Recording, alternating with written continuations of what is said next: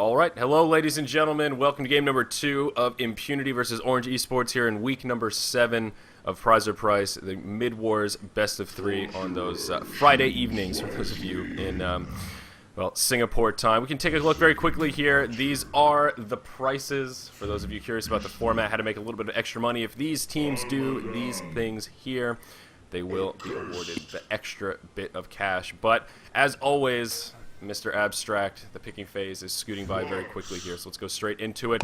Behemoth, Demented Shaman, Devourer, Jerizaiah, and Thunderbringer going to be the blind bands of this game. A couple of similarities to that last match, and Demented Shaman, the hero I was a little skeptical of, going to get banned. But what are you thinking here, Abstract? Game 2, Orange Esports, man, looking good in Game 1. Let's get it on. Yep. Let's take a look over here. Well, the Legion team, they have 4 same heroes. Accursed, Armadon, Torture, as well as Flint Beastwood. I'm surprised that they still continued with this lineup.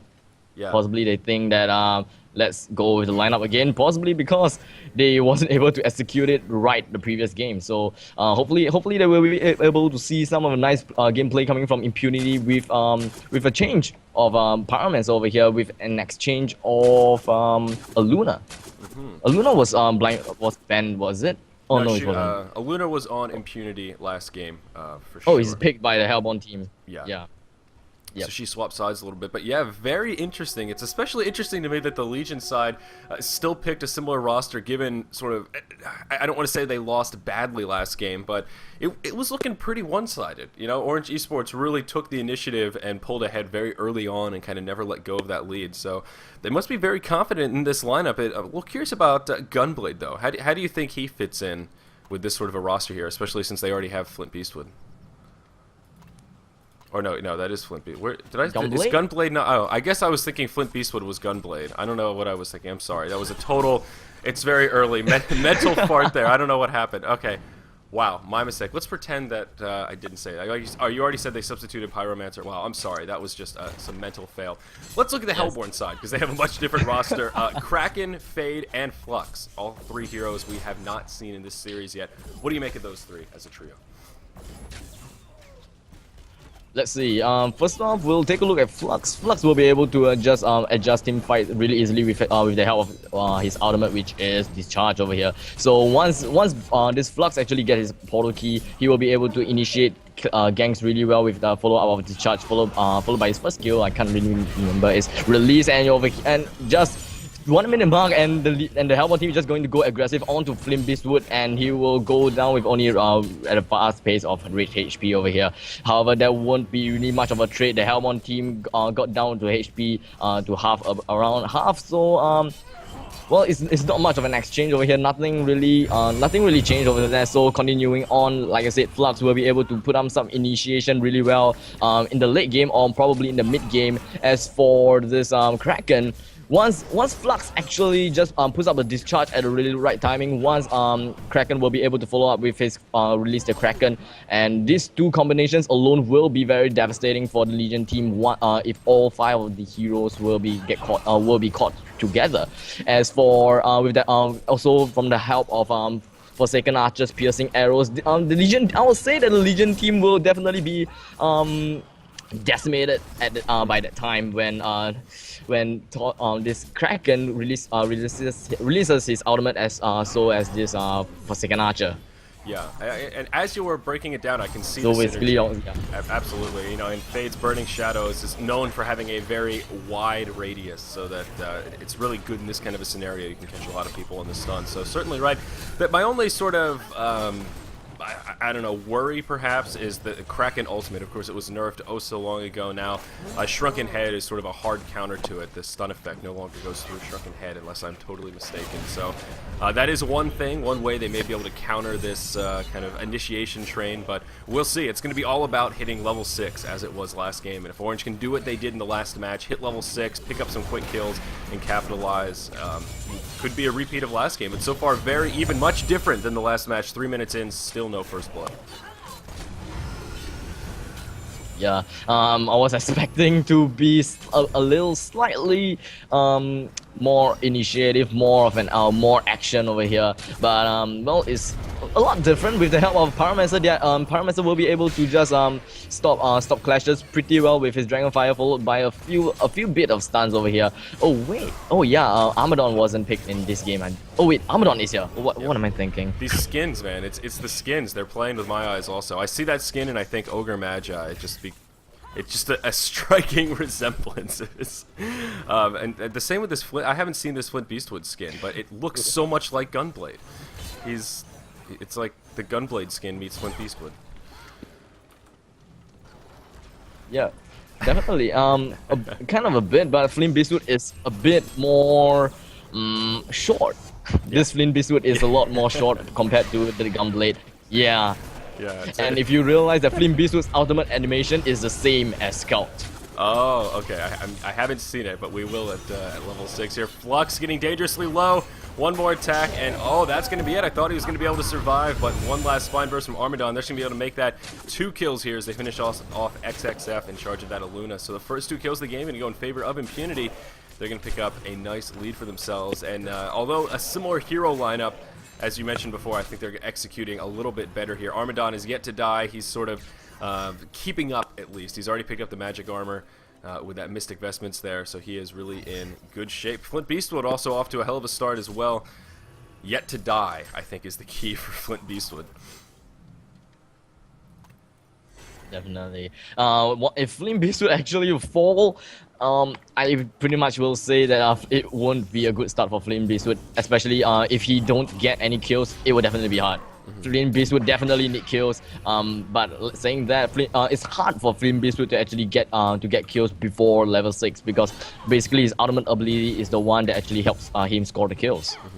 Yeah, absolutely. And in mid-wars, the gold income from actual kills is much more inflated relative to assists than it is in the competitive version of the game. So that is a very good thing to point out. Although Flint's starting off okay, 0-0-2, it's really all about picking up those last hits to get really that GPM out of control. Part of the reason why Forsaken Archer was able to snowball so well in game number 1 of this series. But yeah, off to kind of a slow start. Let's take a look at some of the creep scores here, as it seems both teams are pretty comfortable sitting back and farming, and leading the way with the vast majority of the creep kills here is actually Mr. Armadon, sitting with 15 creep kills, of course, leading the way as well at well above the 300 GPM mark now. And just as I say that, looks like he was almost in a little bit of trouble, but yeah, a little bit more tanky here. Looks like, did he change his build a little bit? Nope, still going Spine Burst primary, secondary Armadillo, but a Curse doing a great job supporting him. As always, a Curse being that annoying presence on the field.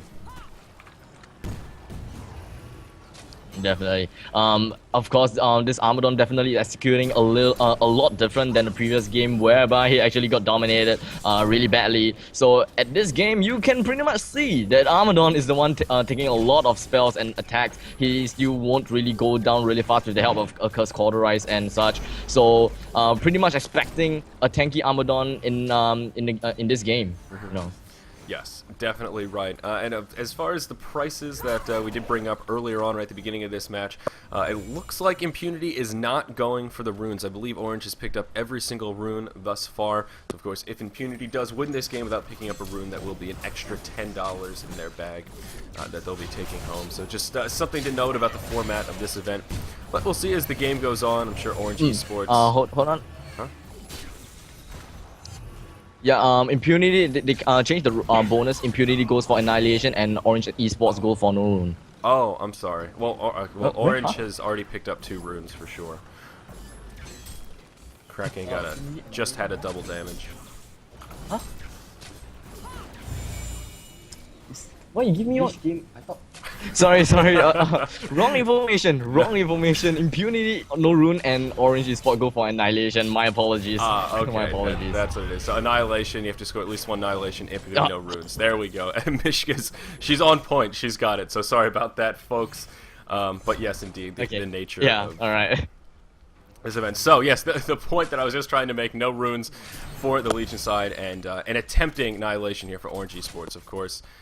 They did grab that last game, I believe. There was an Annihilation credited for Forsaken Archer towards the end of match number 1. So we'll see if they can do it again here in game number 2. Still pretty slow, though. Only 2 kills on the board, but Impunity hanging on to that lead. They've got a nice 1,600 gold lead. Let's make it 2,400 as we see Kraken get taken out. They do lose their Torturer in the mix as well, but Imp coming out way ahead here, 4-1.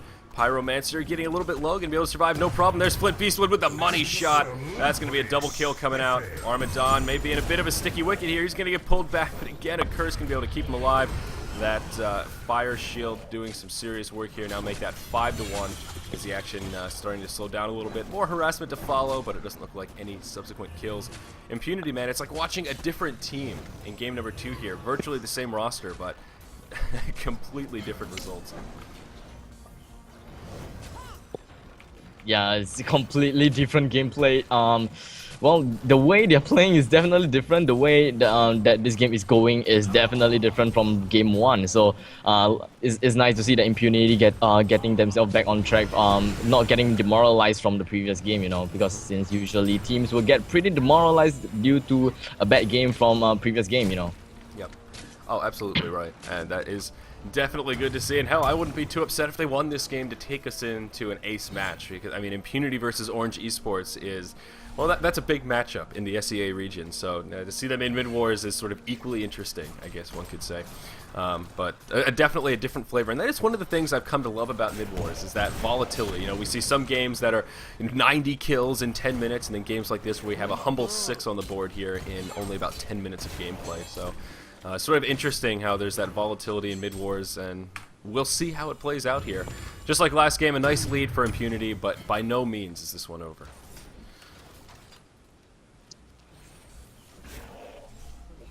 Sorry? So we'll see things Yes, continue. sorry about that. So, yep. I was just saying. Well, take a look. Actually, Flux, yeah. Yeah, Flux, give me the Flux haste. is actually at level 6, but yeah, he's finally at level 6, but he's just camping the Table of Haste for some reason. He isn't going back. He isn't going into the fray. So, not really sure what Flux is actually doing. He's just camping by the Table of Haste. He's not doing anything, not destroying the tablet at all. So it's kind of weird, not thinking what they're doing. Well, he so, may be waiting for yeah. Kraken to hit level 6. Kraken's still sitting level 5, so if there's no ward coverage up here, if they haven't noticed that Flux is just kind of hanging out by a rune, that might be what they're waiting for. That's kind of the only thing I can fathom. He's going to finally hit level 6. Everyone's level 6 now, so I guess we'll see if I was right here in a moment if Flux picks up that haste rune. He's itching for it. He wants it. He's looking for the opportunity. Yep. Creeping forward. Come on, Flux. Yep, taking a look. Fate just activate his reflection. He activated his reflection, so Here pretty it much is. initiation anytime soon with a crash. Yep. Oh, there it is. Like It is what I going to be a said. massacre. No. Wow, Oh. Armadon, the only one left alive for now. Is he going to fall? Yep. One more auto attack will do it, and down he goes. So it's not quite a clean sweep. Unfortunately, Faye gets taken out, but beautifully done by ORGE Esports, showing us why they're a world-class team in any arena, setting up that virtually perfect ult combo right there. Initiation by Kraken, follow-up by Flux. That was beautiful. Definitely beautiful. Well, expected to see that all these ultimate collide together to deal massive amount of damage to the team, but I didn't really expect to see that Kraken will release his ultimate first, only before the discharge was casted out. I usually thought that it will be discharged out first, then the Kraken release of Kraken will come out. So Dragonfire and Phoenix Wave will be casted right onto this Kraken. So also as well with the Blazing Strike, we'll be able to bring down Kraken over here. So getting 1 kill for Pyromancer, and the Legion team is just getting on track over here, trying to get as much kills as possible onto the Hellborn team. We've looking at Armadon just diving into the tower, getting a kill onto a Luna, as said over here, right in front of the tower. Flint Beast I mean this Armadon is just gonna tank the tower. The tower doesn't seem to be inflicting quite a lot of damage to Armadon and view at the bottom over here. A curse will be picked off. Unfortunately, is kind of out of position over there. Not really sure why this curse was standing over there. So yep, definitely out of position. Miscommunication perhaps. So the Hellborn team definitely got 1 kill off of this curse, potentially increasing their goal per minute over there. Absolutely right. And, you know, I've noticed in this game there have been a lot of close calls with that Flint Beastwood ultimate. You know, we mentioned how that's one of his most powerful tools to actually picking up those last hits. And I've noted at least 3 times where someone would have been killed and they used either the power supply or mana battery just in the nick of time to be topped off, and then he doesn't get the kill. It's happened at least 3 times already. So he's sitting 3-1-6, and he could be a lot more out of control right now if Orange wasn't so on point with maintaining those charges to kind of mitigate the effectiveness of that ultimate. One of those small things that's really having a big impact on this game. Again, kind of point in case with Fade right there. Wasn't quite enough damage, but still a similar situation. There's the ult combo again. Kraken going to start it off. Flux going to blink forward. And again, I would agree with you. You'd think that Kraken wouldn't be the initiator, but the follow-up. But it seems to be working. A little bit of counter kill action coming out, though. Armadon getting very manly yet again. And it looks like Impunity may be able to clean this up. They're going to turn it around. Forsaken Archer is probably going to die. Down she goes. A quad kill now coming out for Trinity on that Armadon. He is on fire. It was a beautiful ult stack, but possibly just not enough. Now Armadon is really scary, sitting 8-1-4, 500 GPM. He is one tanky beast. This is the kind of Armadon I think we were expecting to see in game number 1. Yeah, definitely trying to see this Annihilation Armadon anytime soon. Just tanking up all the damage as much as possible over here with Chain Reaction as well as Crippling Body Caster all on the same time. And Kraken will be able to, will not be able to escape with that money shot from this Flint Beastwood with an extra damage coming from Spike Burst from Armadon will eventually fall over there. So nice try coming from this Kraken trying to escape from that. However, Spike Burst will definitely be the one to actually kill this Kraken over there. So hopefully to see kind of annihilation roll for Armadon anytime soon with a chain of reaction followed by what's that called? Agonizing Bonds is basically quite of a threat to the Hellborn team already, to those squishy heroes like Forsaken Archer and Luna. So the Hellborn team definitely have to watch their steps, make sure that they do not get caught with the Legion's immense magic damage over here, and Luna will be picked off with the final flare from Flint Beastwood. So well executed from Flint Beastwood over there, getting the kill onto Luna. Yeah, absolutely. Flint Beastwood is having a hell of a game, as is Armadon. That ultimate is just so powerful. He has virtually, oh god, pardon me, got the hiccups all of a sudden. Virtually unlimited mana, you know, with the mana ring as well as all of the charges from that power supply. It's seemingly unlimited mana, at least, as he's just spamming that ultimate pretty much every cooldown. And even if he's not picking up kills, it does a nice chunk of damage. I mean, look how much it ticks down Forsaken Archer. I think some Mystic Vestments may be in order for Orange Esports here. We're going to see some more initiation. There it is. Flux going to blink forward. He's going to group them up. There's the piercing arrows. Double kill going to come out for Shuyu. Let's see if they're going to be able to pick up another kill here. Armadon's still alive. He's got the fire shield on. Pyromancer staying alive, but not for long. That's going to be another kill for Orange Esports. Armadon taking a lot of damage, dishing out a lot in return. Those spines really adding up. There's a hat trick coming out. He's now on a bloodbath. And wow, they're going to be hard-pressed to shut down this Armadon. Just look at the level difference. He is level 15. The next highest level in the game is but a humble level 11. They're at that point now. We're doing damage to him. Almost hurts them more so than anything else. The spine bursts that come out in return from that Armadillo, crippling our Hellborn team at the moment.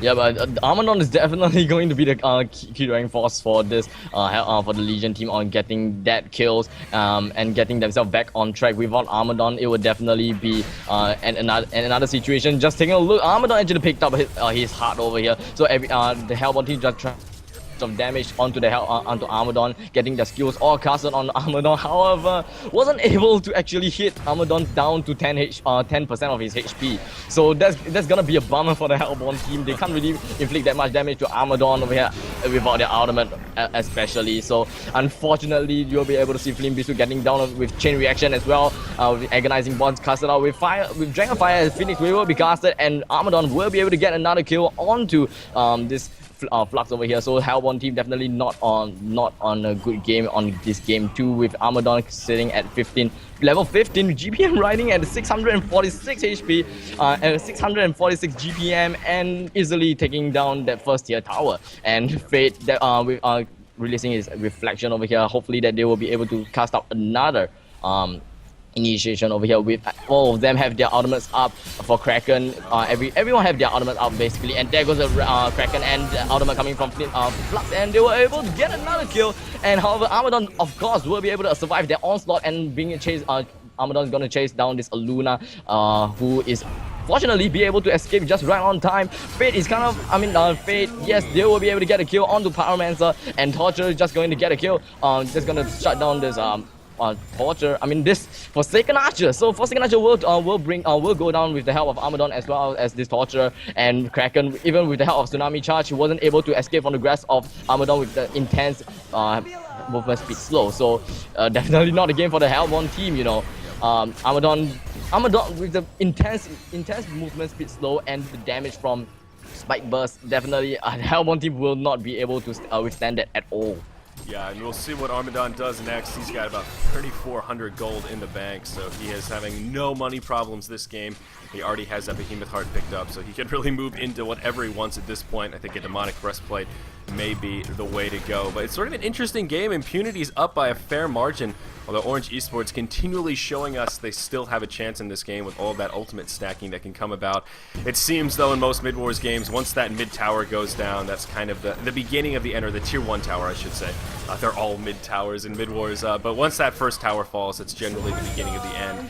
And we're getting close to seeing an immortal Armadon here. I think he may be 1 kill off at this point, maybe 2, but yeah, we may see back-to-back immortals on opposing teams, but interesting nonetheless. Fade with the ultimate active, going to try and make something happen, but I don't know that they're going to be able to. Oh, they do have a Word of Revelation over here, so once they actually spot up this Fate, oh, he just break out of his invisibility, getting himself quite vulnerable over here with only half HP. So Armadon just gonna put up some Snot Storm onto Fate and will be able to juke out just right on time, perhaps over here. So Armadon just going to be on the front lines, trying to get as much damage onto the Legion, onto the Hellborn team with his Spike Burst. However, I don't think that he actually have enough mana. I take that back. Torture with his mana ring, and yep, they will be able to get the kill onto Fate. Fate is definitely out of position. He thought that he will be in safe hands with the help of the trees, but he was not. He is not able to juke out at all. He's pretty much stuck over here. If I remember, it was cause of the power. It was cause of the power throw from Aluna that actually cleared the creeps, which made this Fate visible to the enemy team. Yeah, absolutely. Very well done. Armadon still with quite a bit of gold in the bank. He's got 4,700. He doesn't even need to buy more items. That's how far ahead he is, sitting level 17. It's just insane. We'll see if Orange Esports can manage to kill him. They may be able to start turning things around. We can notice here that Impunity is definitely slowing down a little bit in the momentum. They took out that tier 1 pretty easily, and now they're really not too eager to force a fight. Orange is positioning very carefully and really not looking to take a fight unless they can get that ultimate stack. Impunity seems to be wise to the case, hence some of their defensive play here, but does speak to some of the respect coming out from Impunity towards Orange. We see Forsaken Archer kind of getting dangerously low. It looks like he's going to head back to the well. They need to be a little careful. Shuyu poking up, he's going to be able to survive. So yeah, Forsaken Archer going to head back. It looks like going to go with the Shield Breaker route yet again, sitting, was this a level 2 Shield Breaker now. Forsaken Archer finally starting to pick up some farm. Flint Beastwood now with that shrunken head. The tier 2 tower looking like it may fall. Armadon in the front line, and that's going to be the end of that tier 2 tower. We'll see what happens next. Pyromancer in a little bit of trouble. The volley not going to connect with anybody. Piercing Arrow is going to come out, not going to do much damage there either. Looks like Armadon, there it is, the Immortal going to come out, and it is looking like Impunity going to be able to take game 2 here. Orange Esports barely hanging on, but now the Shrine is revealed. More wards of red coming down. Gonna see Fade get picked off here. I think the money shot can be enough to finish her off. Oh, not quite. Doesn't matter though. Flint gets that one last auto attack. I don't know about this abstract. I think Impunity may pull us into a game 3. Oh, but there's the ultimate stack. They're going to be able to do something here. They're going to pick up 1 kill, perhaps 2. Oh, there it is. But despite the massacre, I think Orange Esports is not going to be able to come out ahead unless Fade going to come in with the mana burn. That's going to slow down Armadon quite a bit here. He's still spamming those spines. Is he going to be able to make it happen? Aluna going to be on the run here. She's going to be able to survive. Armadon going in. Flux may see the end of his days. Going to be able to blink backwards, and he's going to be able to survive for now. Armadon's still alive, so tanky. He's now picked up the Demonic Breastplate. I don't think they're going to be able to take him down. He's going to be able to survive, regen up, wait for the rest of his team to get here. Absolutely ridiculous. His HP, armor is basically keeping himself alive from every single attack, every single ultimate. They can't touch, they simply can't kill Armadon as is for now. Armadon is pretty much invincible now, except that if he actually dives in the fountain, of course. So the Impunity just going to try and bring down the Sacrificial Shine over here, and Luna will be able to escape just right on time. However, Kraken will go down as well as Forsaken Archer, and before Forsaken Archer goes down, the Sacrificial will be destroyed just right on time. So Game 2 will be led to Game 2. The victory will go to Impunity. So we will be expecting a Game 3 for Orange Esports versus Impunity. Yep, absolutely right.